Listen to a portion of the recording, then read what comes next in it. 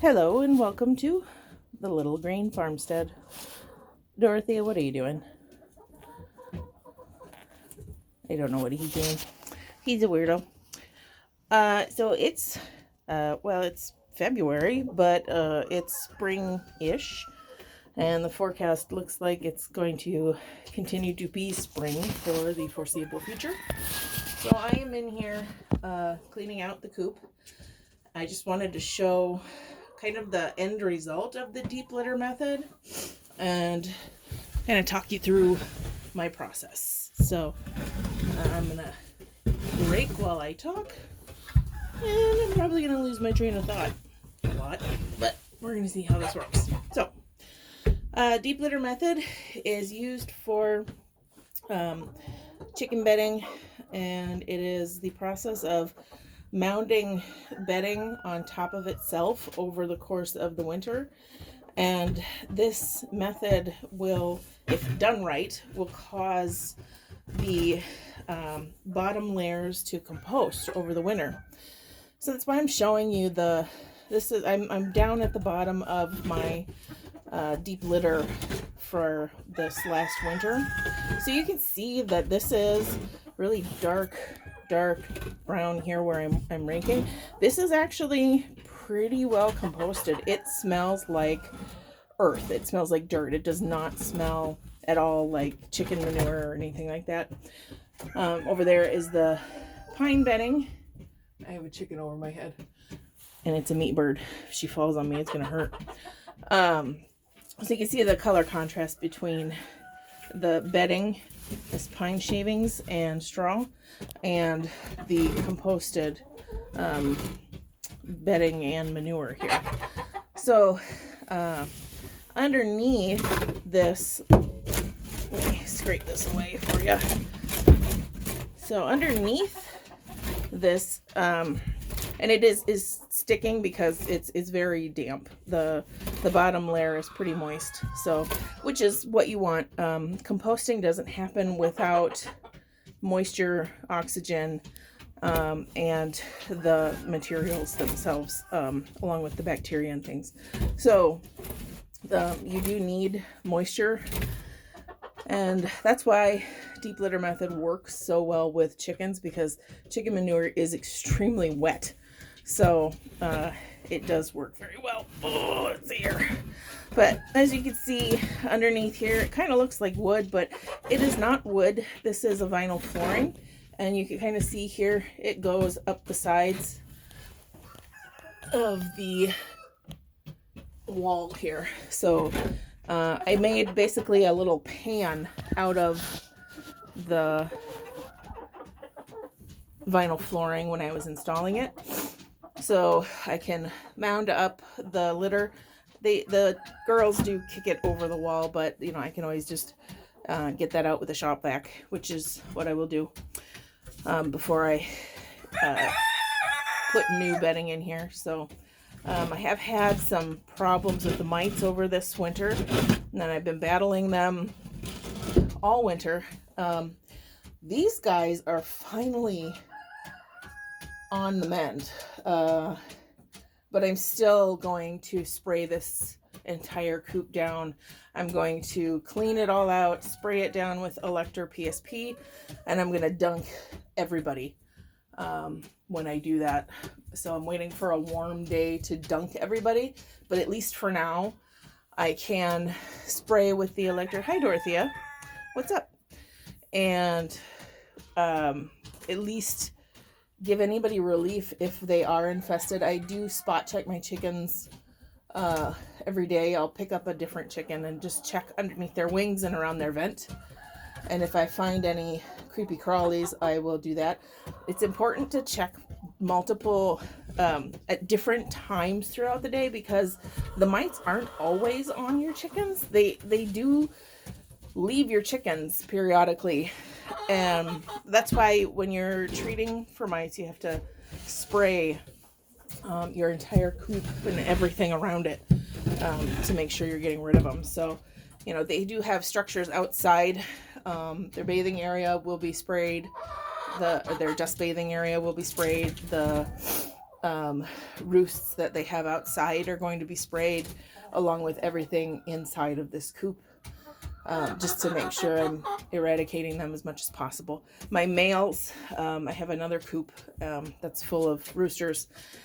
They seem to have it much worse, and I'm not sure how that happened, because I know it started in this coop, and I must have just somehow gotten rid of it.